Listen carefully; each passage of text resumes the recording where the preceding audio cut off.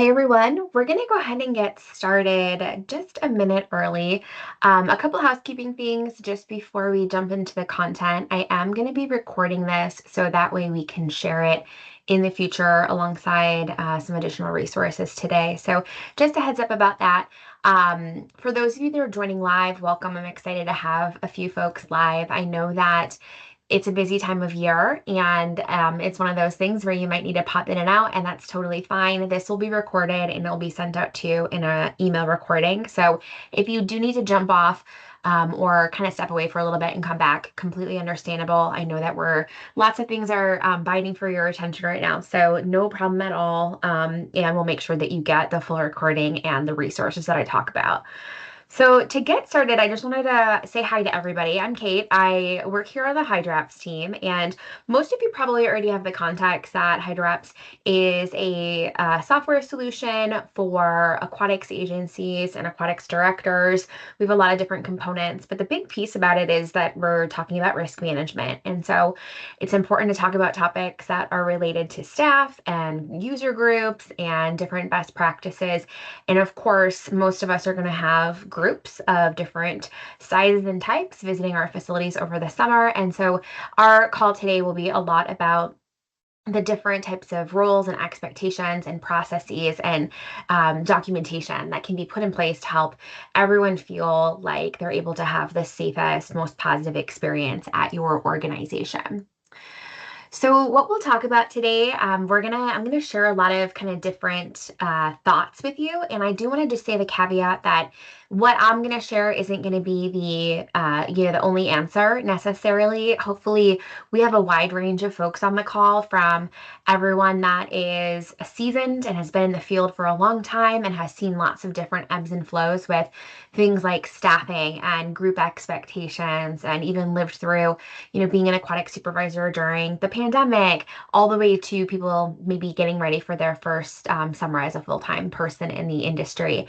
And with that, we have different agency types that are here too. So some of you are from municipalities, some of you might work at nonprofits or be with a YMCA or a JCC or a Croc Center or Boys and Girls Club. Hopefully we have some representation on a college level and through camps and things like that. So there's all types of different makeups. And so as we're talking today, I want you to take what works for you and then try to think about the things that maybe don't quite land and think how you could tweak them slightly to make them fit your puzzle piece of how you're trying to run things for your organization and your agency.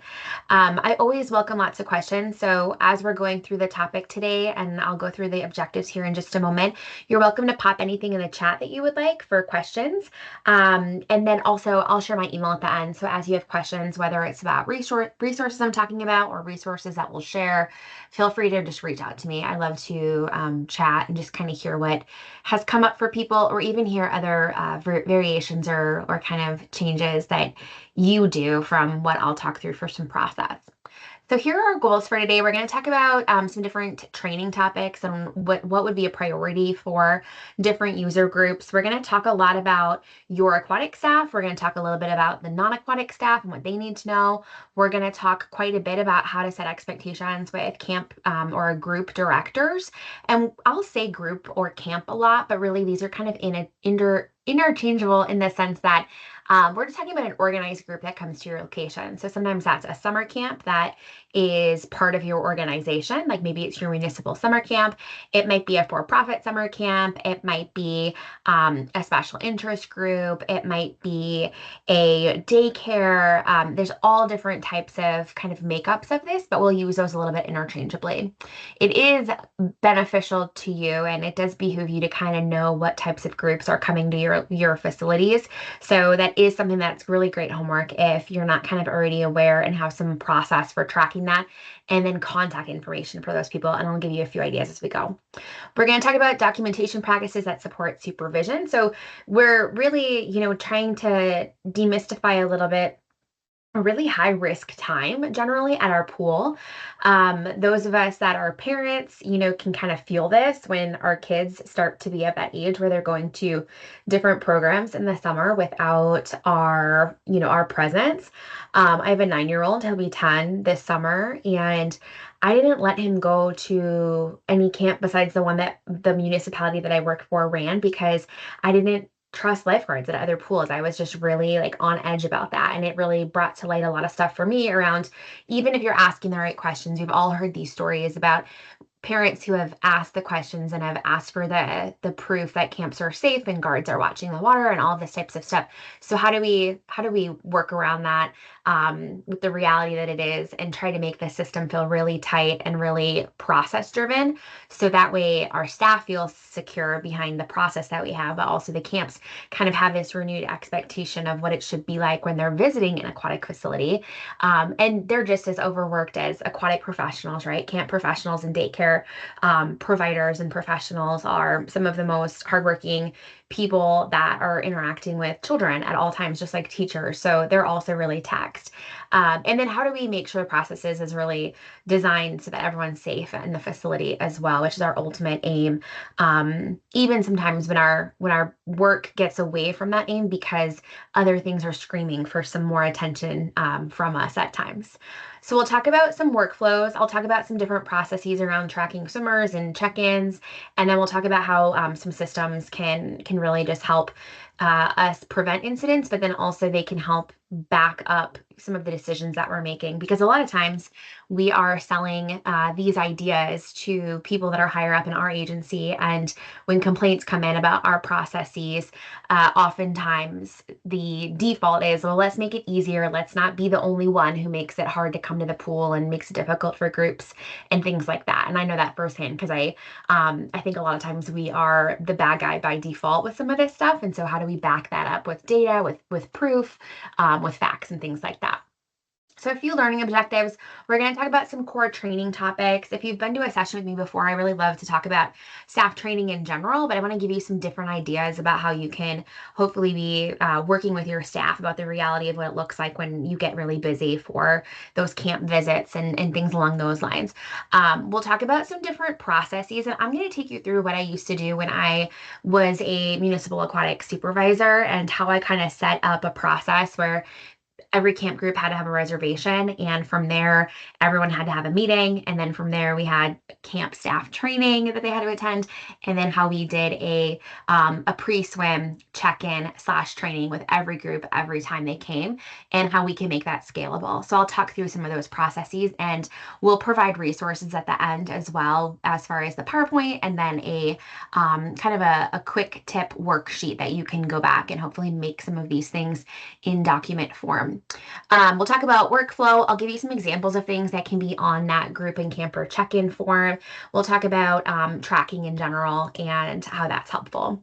So just a quick little bit about me. Most unexciting part of the whole session is the speaker kind of going through their resume. I just want to let you know that I have been in your position. So if you're currently acting in a aquatic supervisor role, I just want you to know that I'm speaking from my experience in that place. I don't just work, or I haven't just worked at Hydraps and kind of been adjacent to the industry. I've actually worked in the industry as well for a really long time. First job as a lifeguard, the whole thing.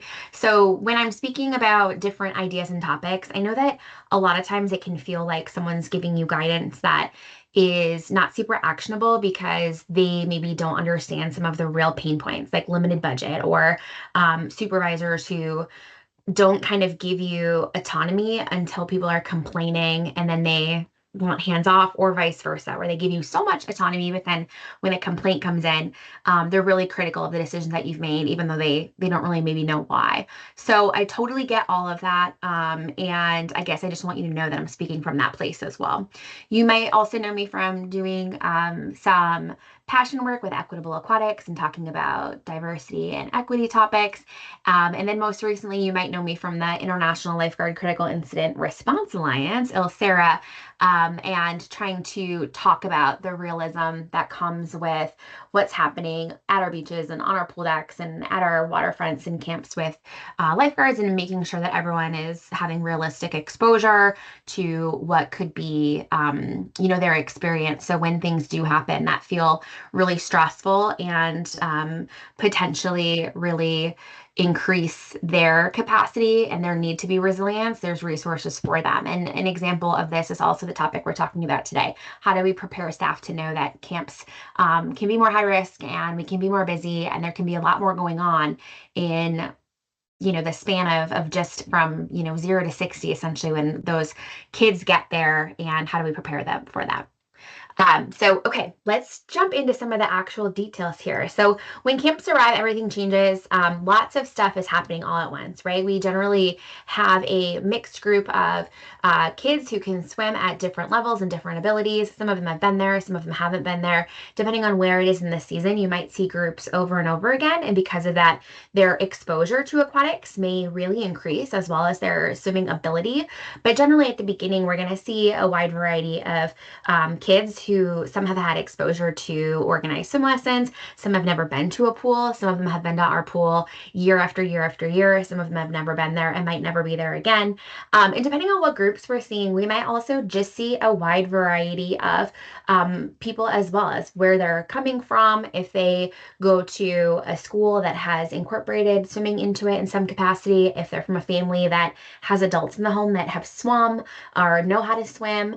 So lots of different intersections of identity and culture are happening, especially in camps. And sometimes some of the groups that we have might even be groups that are grouped together, that are subsidized in some way to give experiences to kids that wouldn't normally have them otherwise. And camps might be helping bridge that gap to get more kids at our facility in general. And they might be kids that have never taken formalized lessons or been to a pool or even have like a proper bathing suit and things like that. So it's also important that we're just aware of kind of the different intersectionality of who might be showing up for different camps. If you have specialized groups that are also coming to your facility, like different camps that are for disabled children or children that are doing different types of camps that they have a care provider come with them. You might also see a different kind of sectionality of attendees to your camp, but you might also see quite like a large group at one time that is needing to maybe use the chairlift, or you might have a group. We had an Iowa City autism community group that would come consistently. Our recreation center ran a day camp for disabled children that would come every other day. So depending on what that kind of makeup looks like, you just kind of need to know what other things might be coming up with whatever the attendance looks like for your group. Sometimes the challenge is not the different abilities of the people in the group, but it might be the volume, and also just like the high risk nature of having a lot of children at a certain age bracket and having a lot of them. So that's also something to keep in mind. You also might have counselors who are unfamiliar with your facility in general. And oftentimes we had counselors that didn't know how to swim. So it's also something just to be aware of, that depending on the different types of groups, you might have a varying level of adults that are accompanying your campers, and just being aware of that.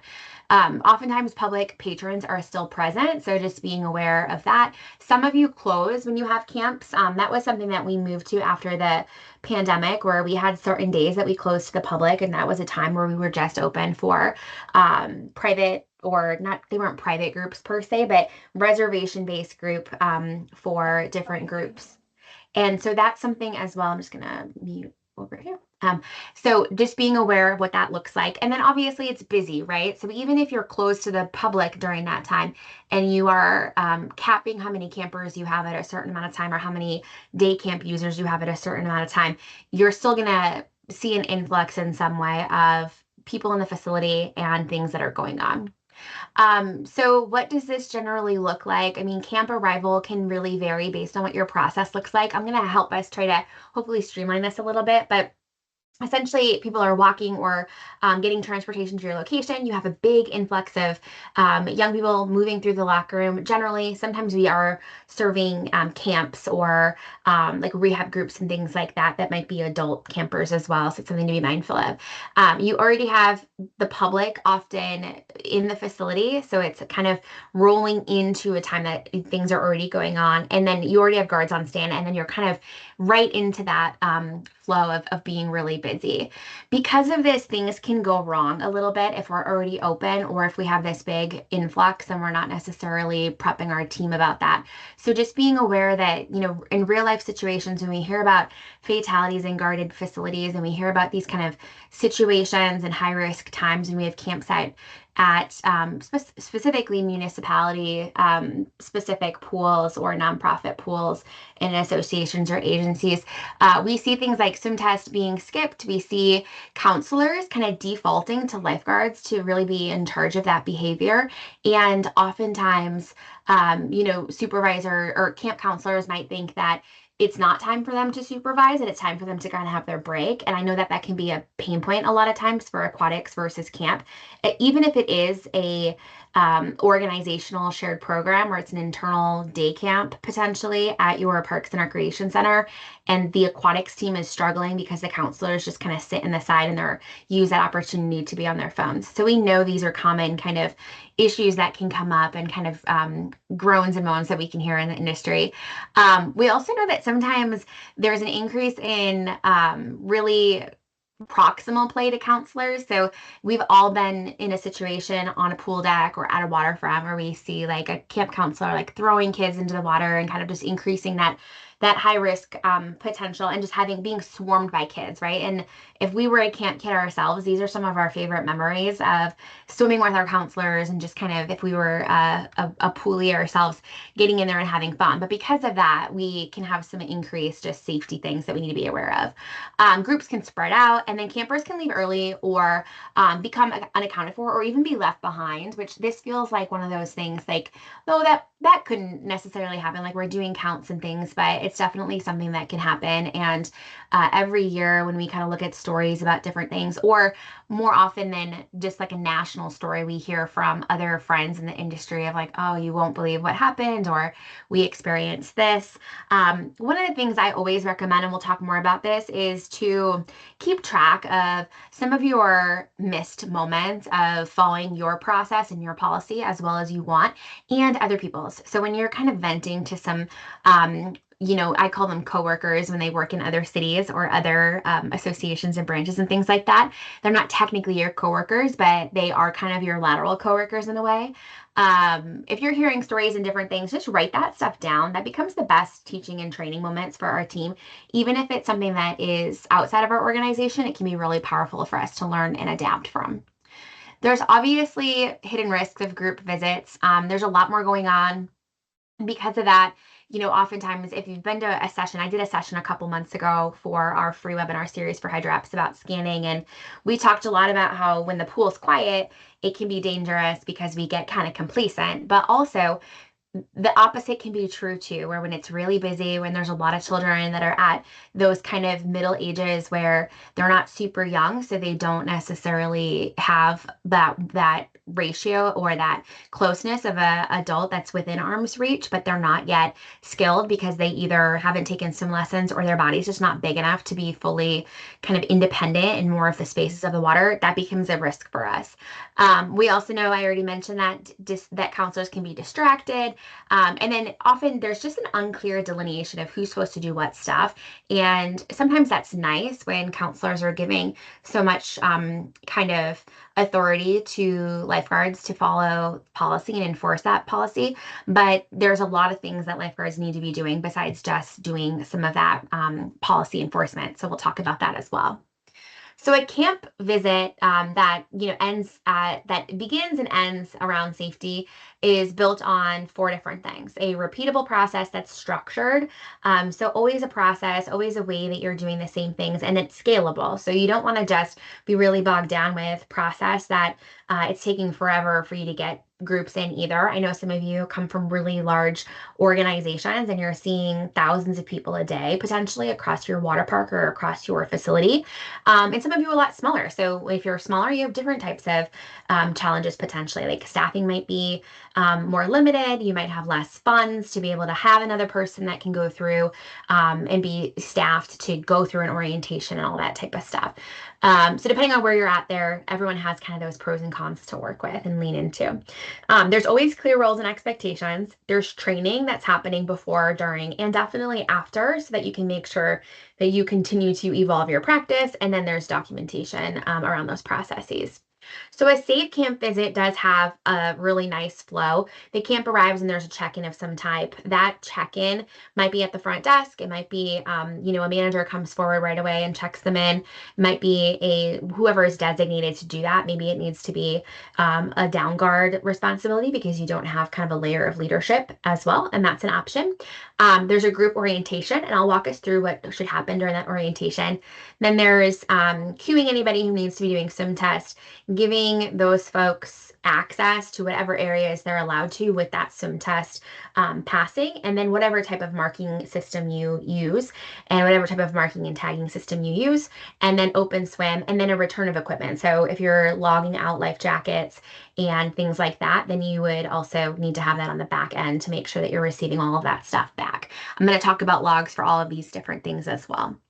Big picture, when it comes to camp, we should be thinking about what our swim test criteria is and what our mark and tag system looks like, and also how that fits in with life jackets. So one of the things we hear over and over again when we see different stories about fatalities that happen during a day camp program at a facility is that the parents or the caregivers or the guardians have communicated that swimming is not something that their child or the person that they're in charge of is able to do, and that is not communicated to aquatic staff. So maybe the director knew that in a form that was filled out back in Thanksgiving time when open registration happened for summer camps, but that didn't get relayed. So how do you make sure that doesn't become a thing that isn't relayed, and how do you have your aquatics team take the responsibility for that so that you know who is marked and who is marked and who is tagged as being able to swim or not swim by your own standards, not by just having an adult or a caregiver mark a child as not being able to swim, or the other side being able to swim. Having a life jacket checkout policy, having supervision ratios. So everyone should have supervision ratios of how many adults are required or how many kids are allowed with every adult that comes, and making sure that you're sticking to that ratio. There's different standards for this. So some state codes have this. Some organizations like the YMCA have recommendations as well. So if you have questions about different recommendations, there isn't like one uniform recommendation. 1 to 8 is kind of what I see, I would say the most, but 1 to 10 is also one that you see for kids that are over 6 years old. But what I would say is look at your own rules around ages kids are allowed to be at the facility on their own, and then look at your state code if you aren't sure if what that number could be. And then always don't hesitate to be more conservative than liberal on this. So go even tighter if you feel like you need to, and then start to work with your community and the groups that come to your facility to educate them on why that's in place. You should be having a preseason meeting and training. You should have a group check-in procedure. And then, this is a little controversial even still, but we always required reservations for groups over a certain size.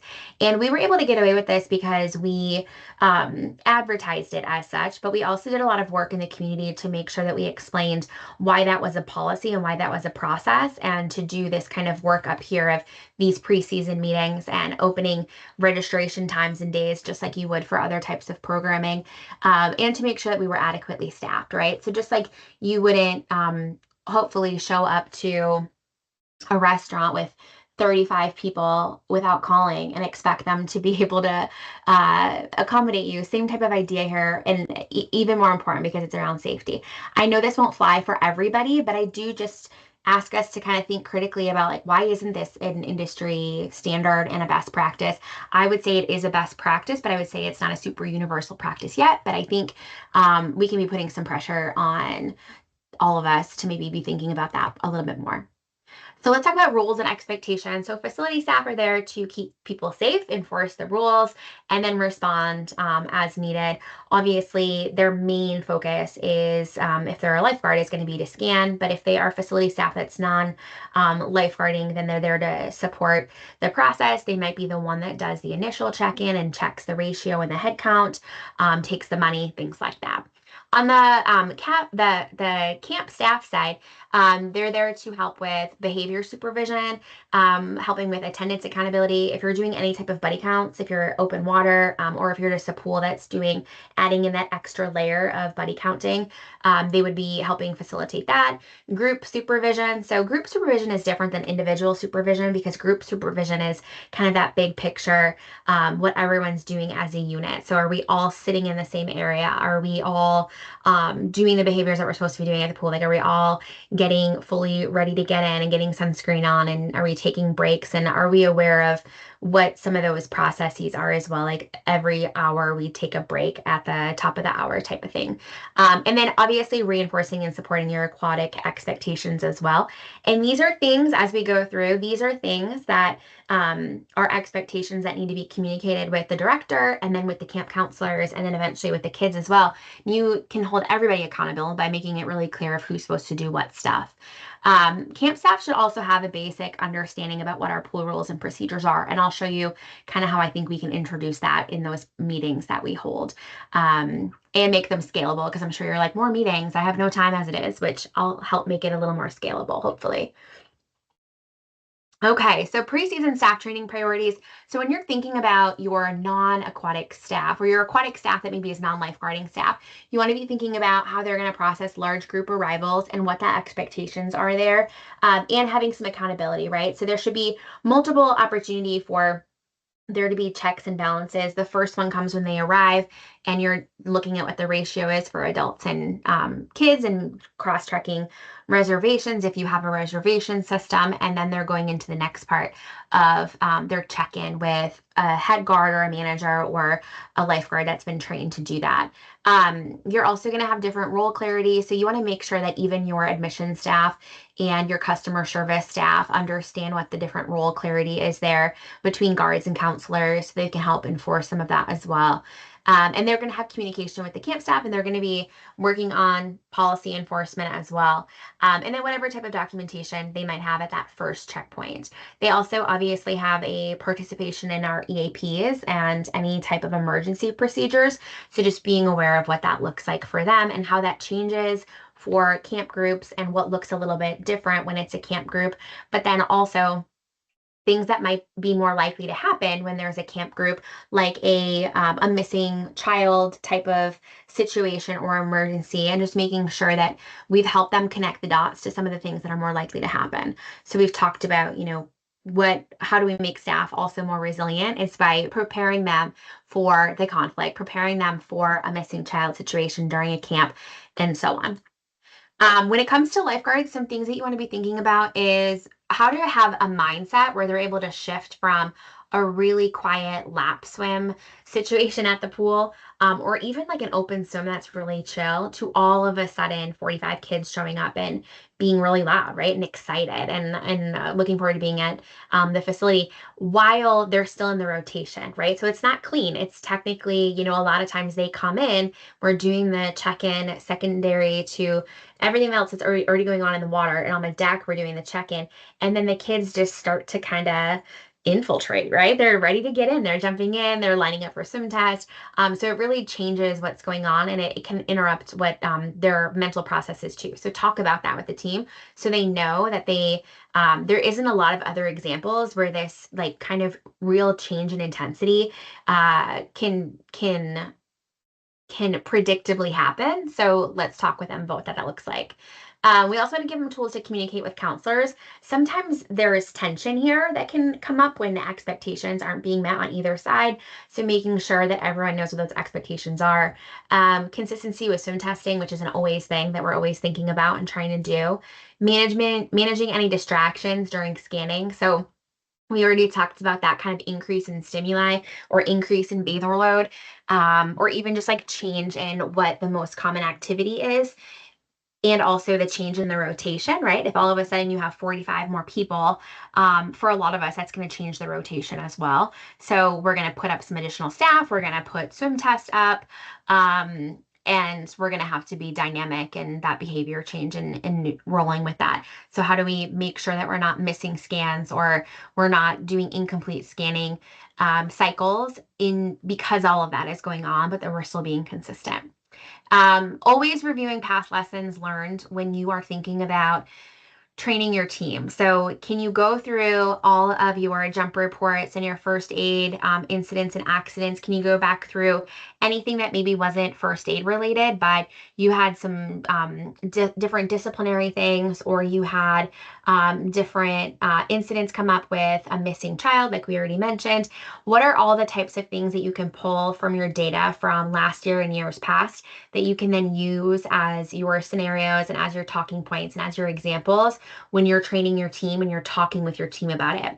I find that using examples that someone has a connection to, because they either have the proximal connection because they work at the location where this happened, or they know someone, or maybe one person in the room that you're still talking to was present, can be really impactful and really powerful. And it kind of lands things in a slightly different way than talking about these hypothetical things, but you can actually talk about what actually happened. Always bonus points if you can find some video or some collateral that supports kind of what you're talking through.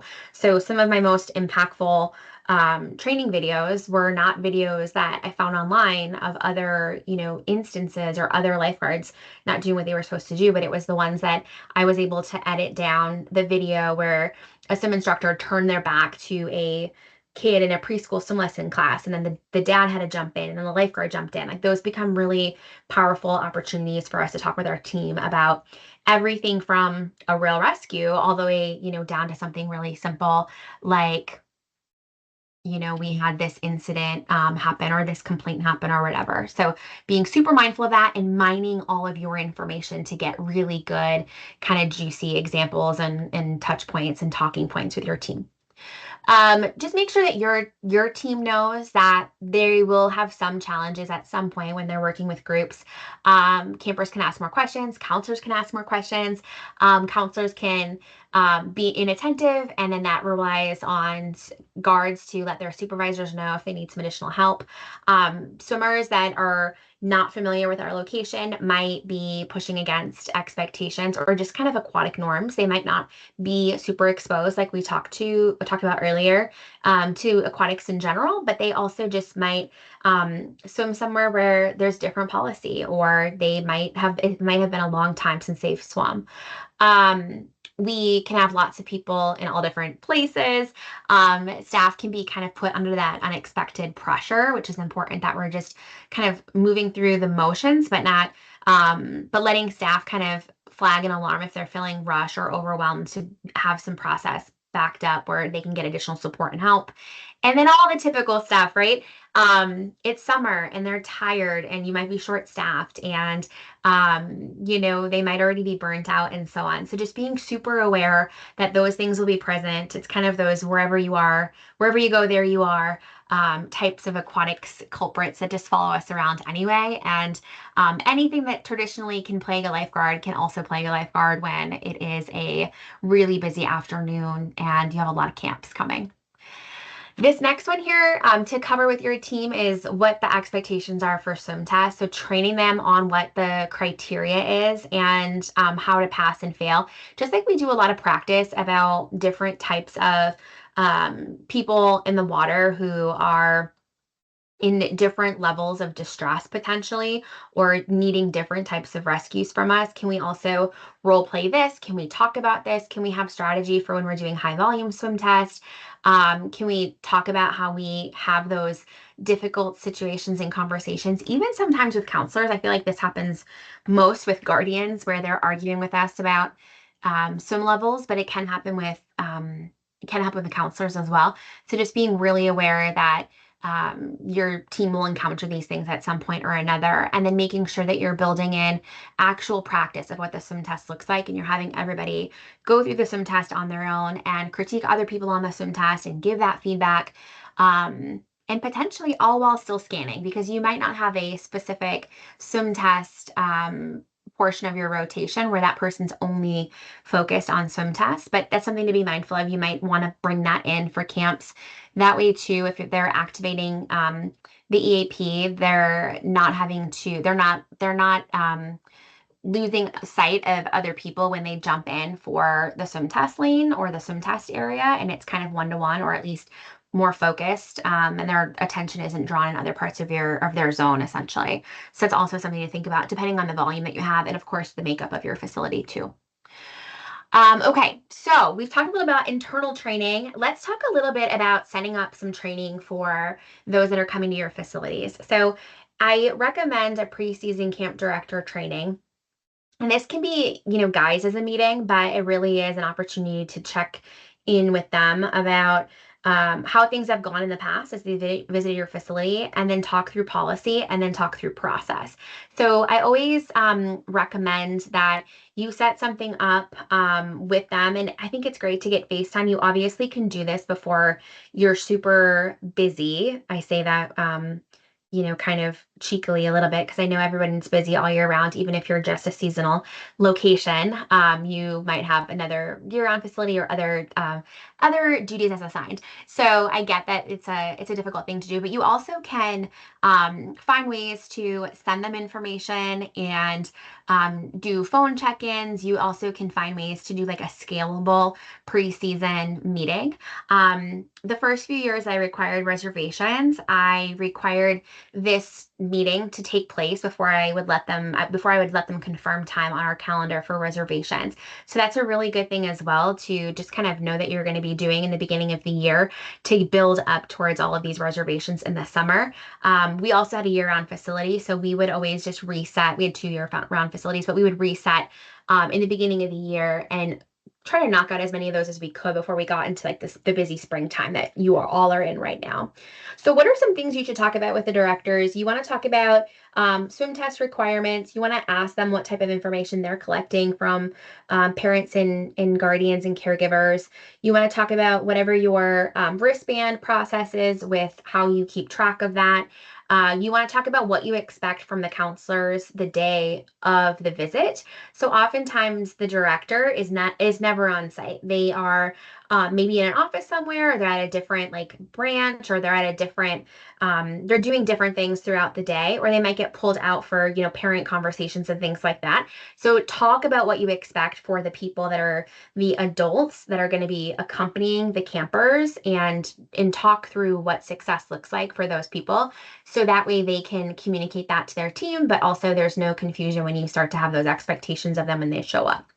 Talk about any life jacket policies you have. So if you require anyone who doesn't pass a swim test or certify as being able to go in certain areas, that they all need to have life jackets on, it's in your purview to require that of whatever group you decide to do, if that's the policy. So just being aware, making sure you're communicating that. Talk through the check-in process. So I'm going to talk about what that looks like in a minute, but talk through that entire thing with them. Show them the form that you use, explain what you're going to be asking of their team to sign off on, and kind of how you're going to go through that. And just be cooperative in the sense that you also want to get their feedback about, would you like a copy of that? Do you have anything that would be helpful for also to be included on this document, and so on. And then obviously talking about just behavioral expectations for everybody. So not just campers, but also what they can expect of you for communication, for process, for follow-up, all the way through to your counselors, and then obviously the director themselves too. I really recommend that you have the forms that you're going to use for your check-in as well when you're talking with them, and you show them an example of it. And then if you can, just show them all of the documentation that you have from previous visits and previous seasons as well. And you also can kind of explain to them how you're keeping track of different incidents and accidents and things as well, because we know that there tends to be some difficulty in filling out sometimes the incidents and accident forms, and we might fill one out on the aquatic side, but then the camp also fills one out and relates that back to the parent or the provider as well. So that's step one, the director meeting. So the next one's going to be a conversation, a training, or a meeting with camp staff themselves. So we always would set several of these up in our training weeks at our outdoor pool, and we would invite anybody that had reservations for the facility to come to this preseason training. And our head guards or our pool coordinators would run these. I would oversee the agenda, obviously, in the process, and I would train them on what I wanted them to focus on. But then they were kind of drop-in style. So we would have different camps come to different offerings, but we also might have different staff of different camps pop into different ones. We would talk about supervision responsibilities. We would talk about just understanding that different people have different comfort level in the water, and that's to be expected. But there are ways that you still are able to be responsible for kind of what's going on in and around the water as that next layer of protection, even if you're not a non-swimmer yourself, but also getting a read for, do we have certain camp groups that maybe overwhelmingly have adults that are competent in the water, and then do we have groups that maybe overwhelmingly they haven't had a lot of exposure to water, or they're not comfortable in the water, or we know for sure they're not going to get in. And what's our expectation around that? Do we want them just to be on the edge of the water? Do we want them to stand at the edge of the water? Do we want them to be in the water? So there's a lot of different ways that you can kind of play the pros and cons between all of those. I know people have really strong opinions about the way to do that. But what does that look like, and how do you communicate that? We always would explain to them what whistle codes and EAP activation looked like, because we needed their help to get people's attention, to get them out of the water if we were having different instances. We also wanted them to know if they were hearing a lot of rule enforcement. So for us, a double whistle was a rule enforcement.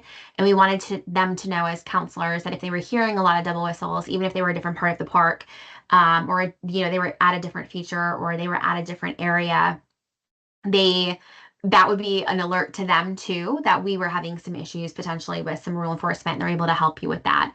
And then EAP activation. So what's their role? Do you have process around different things? What does that look like, and how do you communicate that?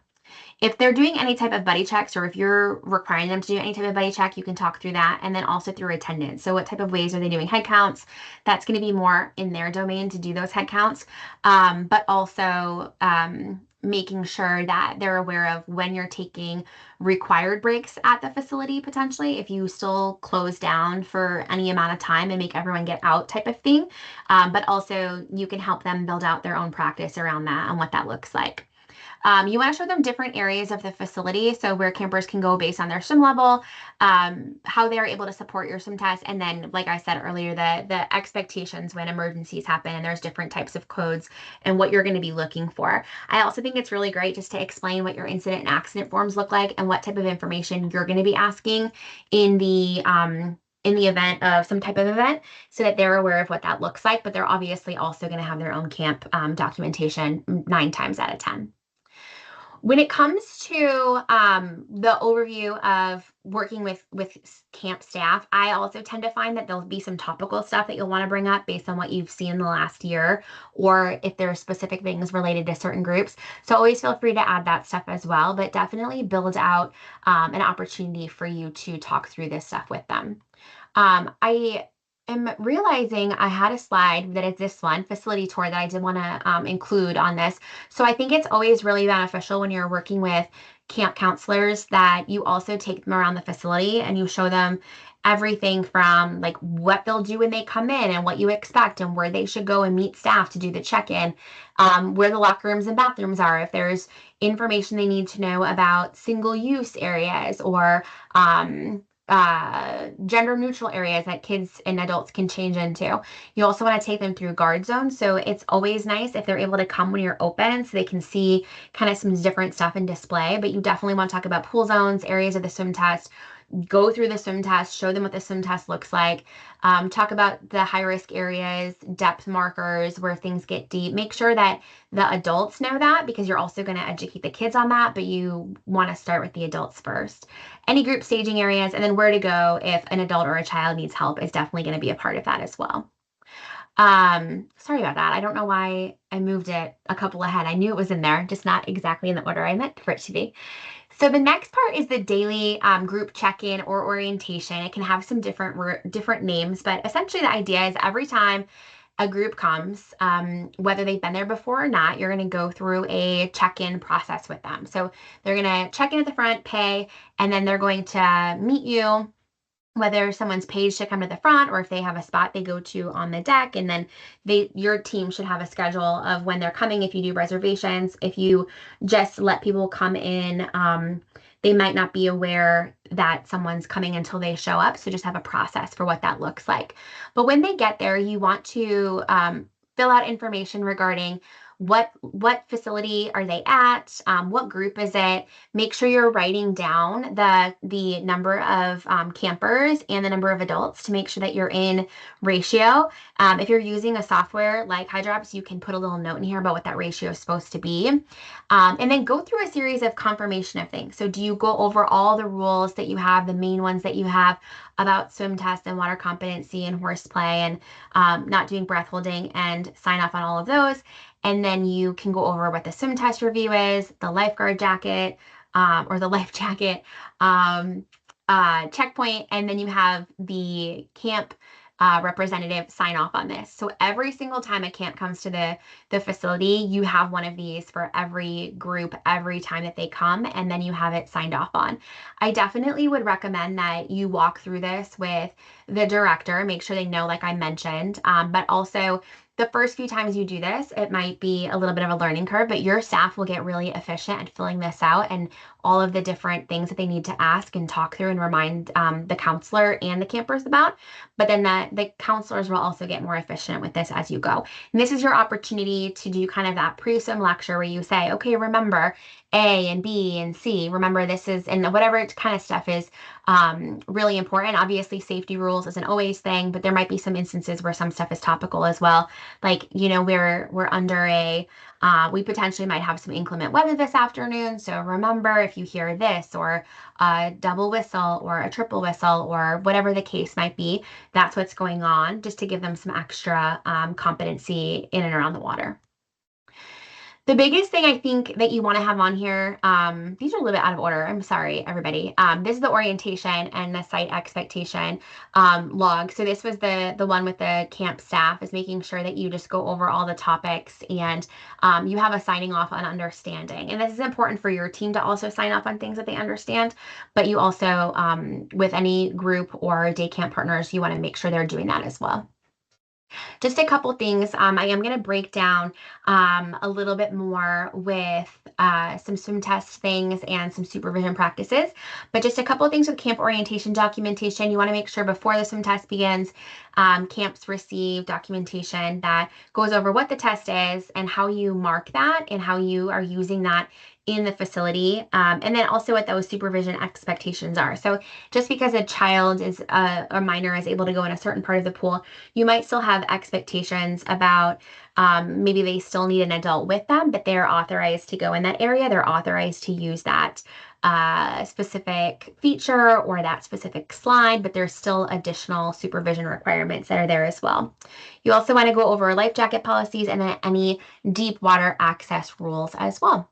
And then any orientation record should include the date, the staff present, and then the topics that are required as well. So let's talk specifically, we've bounced around just a little bit here because I showed you that other form first, but the pre-swim camper orientation should include a welcome. So remember, this might be the first time that some of these folks have been at a facility or specifically at your facility. So giving them a welcome and giving them some of that context.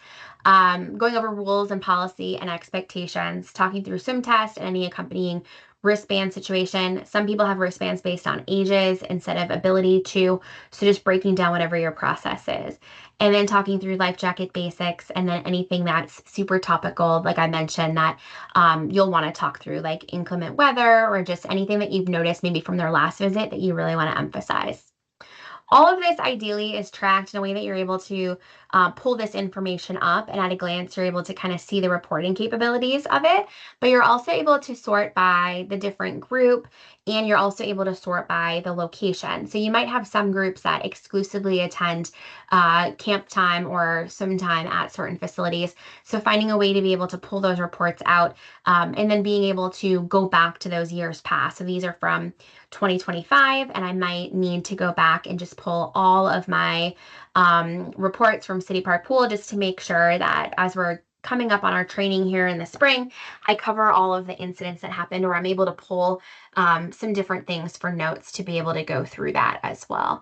I can see here with my autism, my Iowa City autism group, my ratio is really high, but maybe we had some issues with Goosetown being really close to that ratio expectation. And we just want to remind them like, hey, this is the ratio. It is 1 to 8, just a heads up, or whatever your ratio might be.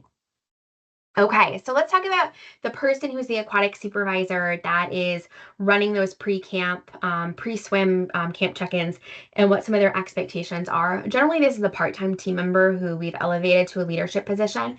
So it's important that we are just setting the expectations for them, and that hopefully they have some type of checklist or a form that they also fill out. So in an ideal world, you have a form for every group that checks in.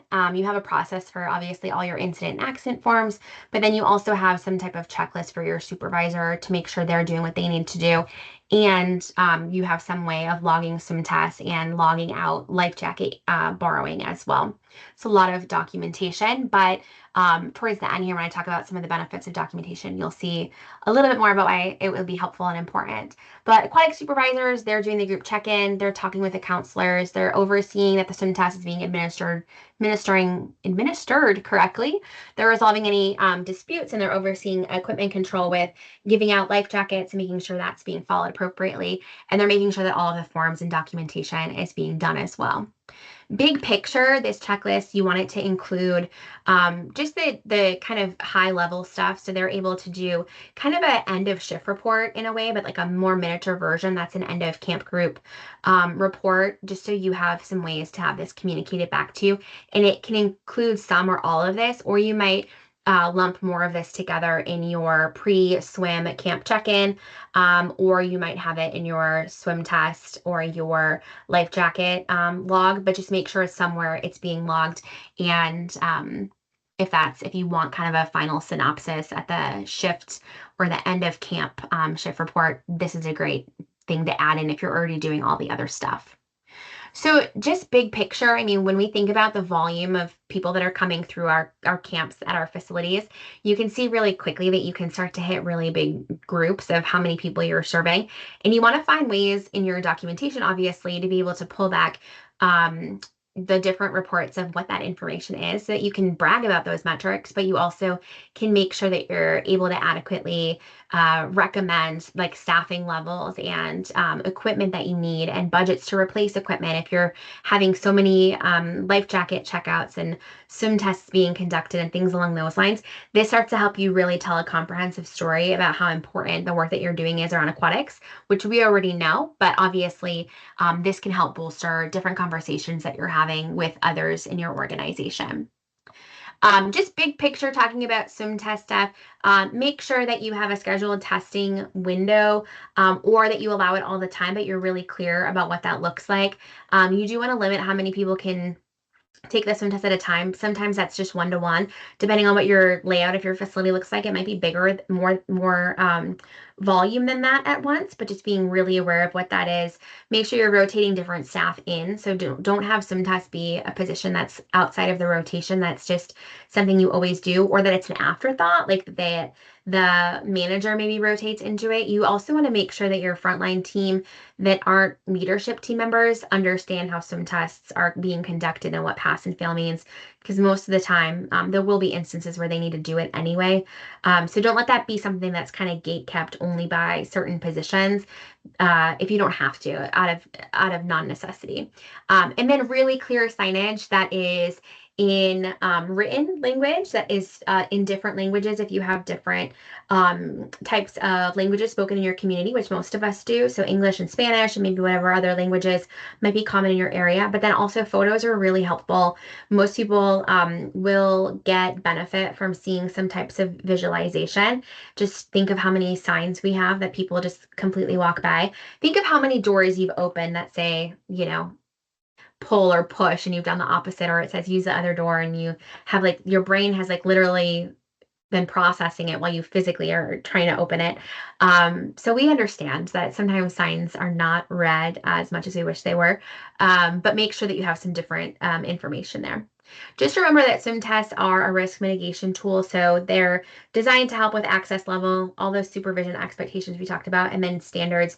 So, however you're documenting, just make sure that you're consistent with the criteria that you have. Make sure that your staff is trained and you have documentation that they've been trained on how to run the swim test. So that means that it needs to be on your agenda, but then you also need to make sure that you're doing all the other things you're supposed to do with your training logs, where you're capturing signatures, and ideally you're even having them do different things throughout the year and throughout the season that help them be able to administer those tests. You want to make sure that stuff is as consistent as possible, and that you're also compliant with what your facility policy is around that. The biggest thing that consistency also protects staff from is conflict, right? So one of the things we're training the team on all the time is how to stay kind of ahead of any complaints that might happen. And that can be really common with things like measuring height and doing swim tests, which can feel a little bit, it can seem like it's more arbitrary than it is, but it really should be pretty consistent. Something like height should be very factual. There shouldn't be a lot of gray, but there can be. So just being aware that issues do arise when assumptions made about how well swimmers can be based on how they look or their past experience in the water. Past experience in the water doesn't determine how safe someone's going to be on any given day, but the one thing we have at our disposal is an actual test that helps us say, yes, they're competent right now, not in the future, but at this moment of testing, they're competent. Just like with lifeguard exams, like they passed when they took it. It doesn't mean that they're competent 2 weeks, 2 years, 20 years later, despite what those lifeguards from, 50 years ago tell you when they say, I was a lifeguard back in the day, when they were arguing with you. Just being aware of that standardization, because you're using policy, your team's using policy to back up procedure. It's not a judgment specifically. Make sure your criteria is pass or fail, standardize this, and then make sure that you're periodically looking at it. This is what we recommend for documenting swim tests. And again, I have a accompanying worksheet that will go out. They'll have all this listed, and I'm happy to send the PowerPoint too. But you want to just include all of the information from swim test. I want to say that it is okay if during a camp or a group visit, you require documentation of swim tests, but you don't do this during open swim otherwise, because it is a different activity and it is higher risk. So if this doesn't seem doable for every single swim test, just know that you would still be making a huge impact if you were logging this for a high risk group specifically. And lots of people do that, where they're just logging this for camps, but they're not doing this for open swim time when it's just, families coming in. And generally, families have a higher ratio of supervision, just by nature of kind of how many adults to kids ratio there is, than camps can. And so that would be why we would have this extra mechanism in place. It's also a litigious reason, right? There's a lot more people there, and we know that having some extra information can help us with just rescues and incidents in general, but then that documentation is also really key. Life jackets are also supervision decisions. So issuing a life jacket means that you can maybe give or revoke access to certain areas. It can make counselors feel like they need to be less attentive. So it's just something to be mindful of. But it also impacts who's in what zone and what information lifeguards are kind of processing in their own way when they see different campers with life jackets on.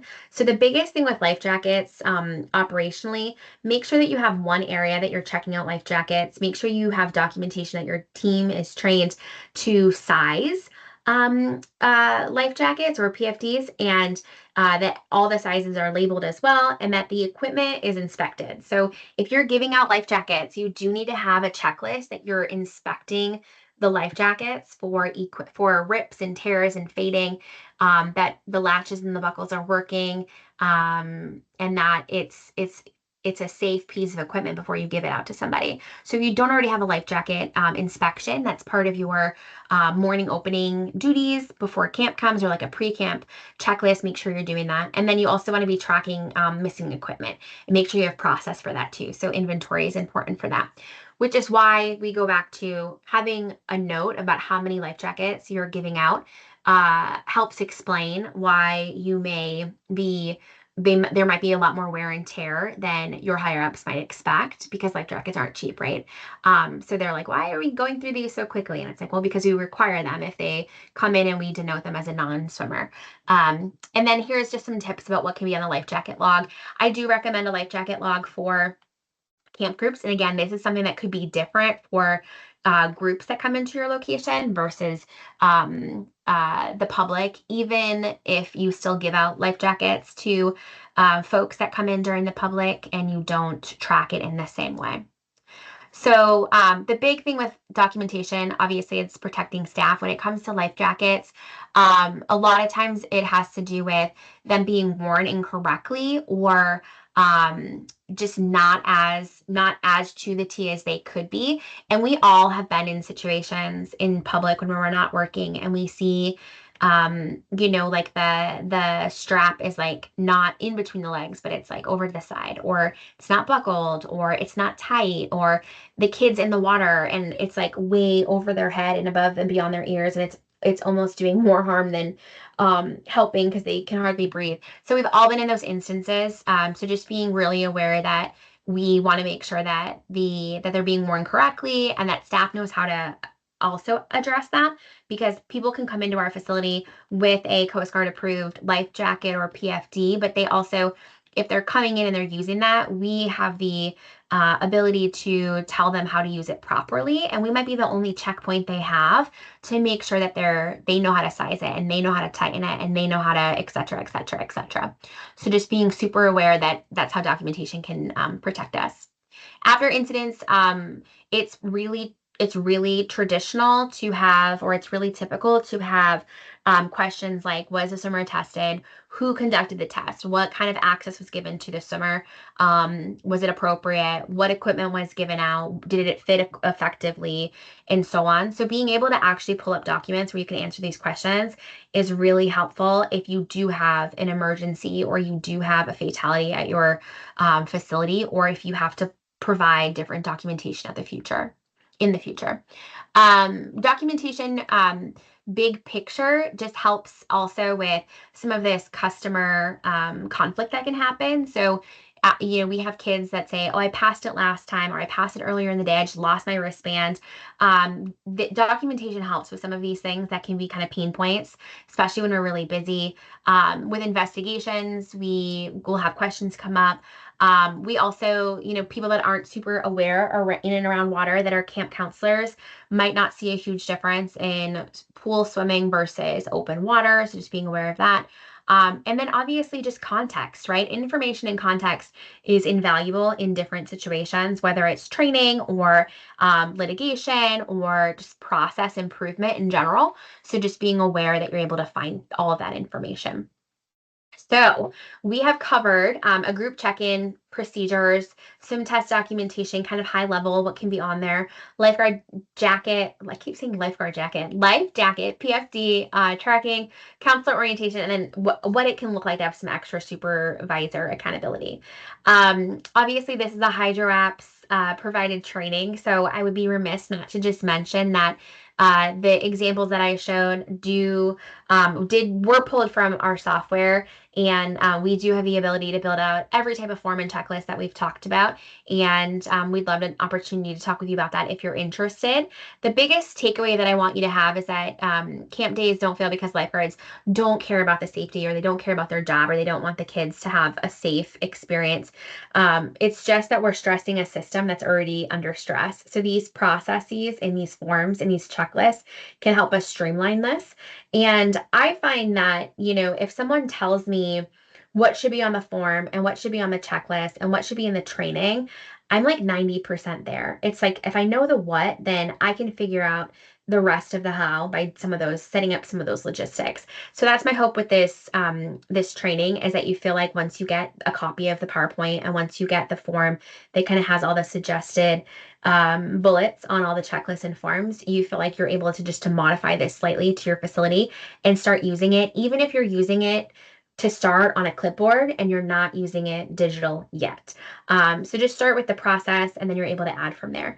If you have questions about Hydraps, we'll send you just a link to the website when we send you the recording and we send you the resources. But don't hesitate to reach out. I am 2 minutes over on time, but I will hang out for any individual questions.